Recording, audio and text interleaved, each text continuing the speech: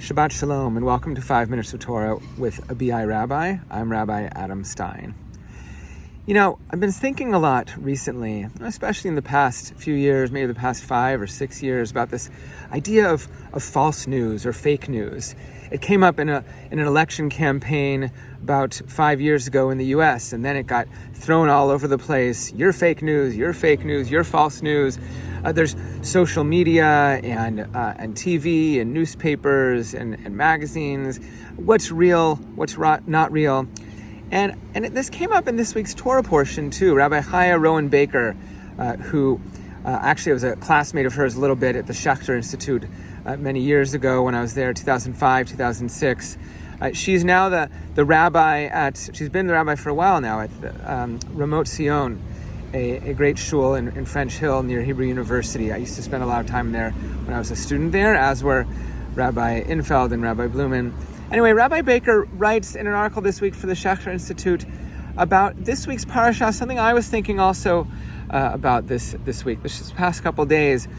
The parasha is called Shoftim. It starts out talking about the judges and rulers and police that we need to have in a functioning society, but it also talks about prophets. Moses says that when he's gone, God is going to, he tells the people, God will raise up a prophet after himself, after Moses, and we know that's going to be Joshua, and that prophet will speak in the name of God. But he says also, beware, there will also be other people who claim to be prophets, will speak deceitfully in God's name, people who haven't been spoken to by God, and they'll speak in the name of other gods, and they'll lead the people astray, and then when they're found out, they'll get some sort of death penalty from God for this, or maybe from the people. But the question arises, how do we know who's a real prophet or a fake prophet?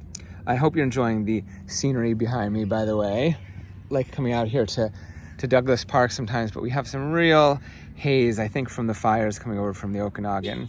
So how do we know who's a real prophet, who's a fake prophet? I've always thought that the solution seems a bit simple, maybe too simple from the Bible. And I was posting on Twitter about this just the past day or two as I was reading through the weekly Torah portion. The solution is this. If the prophet gives an oracle, some sort of prophecy, and it turns out to not be true, then that was a false prophet. If it turns out to be true, it's a real prophet. I don't know. I mean, I could predict that the sun's going to come out tomorrow, and it doesn't mean I'm a prophet, right? It seems like we need a little bit more criteria. But it makes us think, and Rabbi Baker was pointing this out, maybe we need some time to figure out if something is true or not. Sometimes it takes a few weeks or months or even a year or two to find out if a prophecy is true, is going to really come true. We got a big new intergovernmental climate policy report. I don't know if I got all the words right from this panel from the UN. They hadn't done a big report in a while. It came out this week. We know from their report that awful things are happening, and we need to do things really soon to save this world from more real natural disasters. And we're seeing it now in the fires and all sorts of things. But some things take a while to see. Reports from 10 or 20 years ago we're now seeing the effects, and we'll see effects in upcoming years. But you have people come out with all sorts of predictions about things, or real news or fake news, and maybe we need some time to process them sometimes.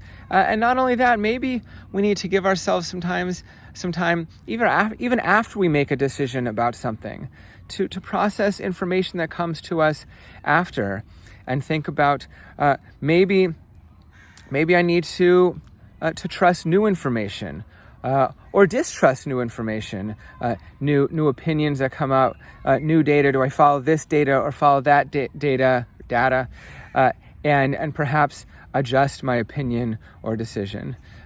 We have all sorts of things flying around social media. Bill Gates is putting microchips into us to control us with the vaccines, or something about masks are taking away our freedom.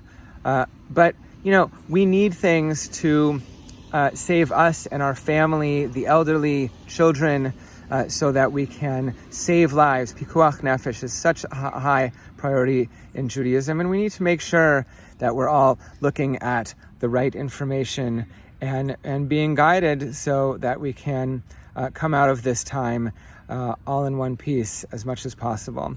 So let's hope in the upcoming week and weeks and months, especially in these next few weeks leading up to Rosh Hashanah, that we can follow the truth, not the false prophets. Shabbat Shalom.